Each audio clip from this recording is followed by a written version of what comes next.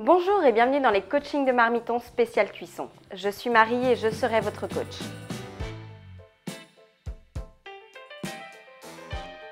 Aujourd'hui, focus sur la friture. Sous cette vidéo, vous allez pouvoir télécharger cette feuille de route qui va vous guider tout au long de votre coaching. Vous allez pouvoir simplement passer d'une étape à une autre en cliquant sur les triangles ci-dessous. Par exemple, pour savoir à quelle température chauffer votre huile, rendez-vous numéro 4.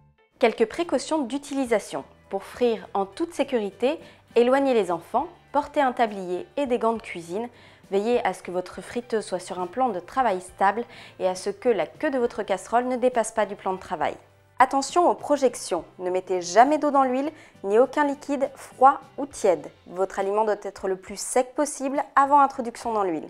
Pour la friture, vous devez choisir une huile résistante à la chaleur, à savoir une huile de tournesol, d'arachide ou une huile d'olive. Vous pouvez également sélectionner une huile spéciale friture à base d'oléisol. Il s'agit d'une huile de tournesol oléique plus résistante aux hautes températures. Dans le sud-ouest, on frit également avec de la graisse d'oie ou de canard. Et le secret des frites belges réside dans l'utilisation de la graisse de bœuf. Pour ne pas vous poser de questions, privilégiez une huile spéciale friture, généralement conçue pour éviter les mauvaises odeurs. Pour savoir quelle quantité d'huile mettre en friteuse, c'est assez simple, ne dépassez pas le seuil maximal indiqué. Si vous n'avez pas de friteuse, utilisez une poêle. Remplissez-la à moitié et anticipez l'augmentation de volume lors de l'intégration des ingrédients et de la réaction chimique qui fait mousser l'huile au contact de l'eau contenue dans les ingrédients. En règle générale, il faut compter 3 volumes d'huile pour 1 volume d'ingrédients. La température idéale de friture se situe entre 140 et 180 degrés. Si elle fume, elle est trop chaude. Les ingrédients risqueraient alors de cuire trop rapidement à l'extérieur et pas assez à l'intérieur. Si vous n'avez pas de sonde, 2 petites astuces pour vérifier que l'huile est à bonne température. La première, prenez une boule de mie de pain, placez-la dans l'huile. Si la boule tombe au fond de votre cuve, c'est que l'huile n'est pas assez chaude. Si elle remonte à la surface, c'est que vous êtes prêt à frire. Deuxième astuce, prenez un beignet ou un premier aliment, plongez-le dans l'huile. S'il ne se passe rien, il faut continuer de faire monter la température. Si elle bouillonne légèrement, vous êtes prêt à frire. Si elle claque, l'huile est trop chaude. Une dernière petite chose, pour bien contrôler votre cuisson, veillez à cuire par petites quantités.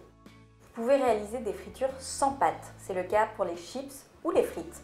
Pour réaliser des chips, faites monter votre huile à 180 degrés. Coupez une pomme de terre en rondelles, puis séchez-les avant de les plonger dans l'huile.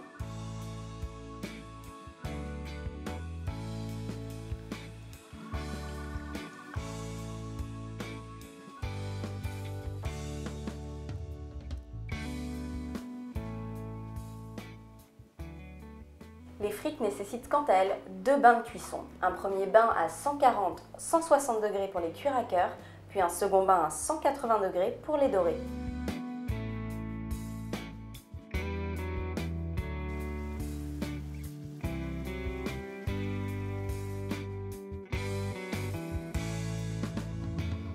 Nous pouvons également réaliser des samosas ou préparer une fondue bourguignonne. Pour la sécurité de tous, veillez alors à maintenir la température de l'huile à 160 degrés. Réalisons maintenant des fritures avec pâte. La pâte permet de protéger l'aliment. Il suffit à ce moment-là juste de tremper l'aliment dans la pâte avant de le frire. La pâte à tempura est très fine et croustillante et nous vient du Japon. La pâte à frire classique est quant à elle plus épaisse, à la fois croustillante et moelleuse.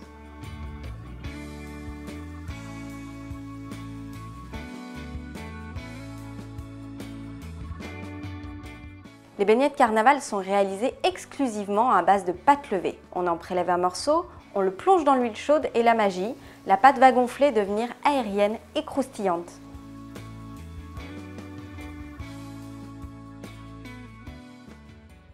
À la fin de votre préparation, laissez refroidir l'huile. Une fois refroidie, filtrez-la pour retirer les impuretés et les aliments restants.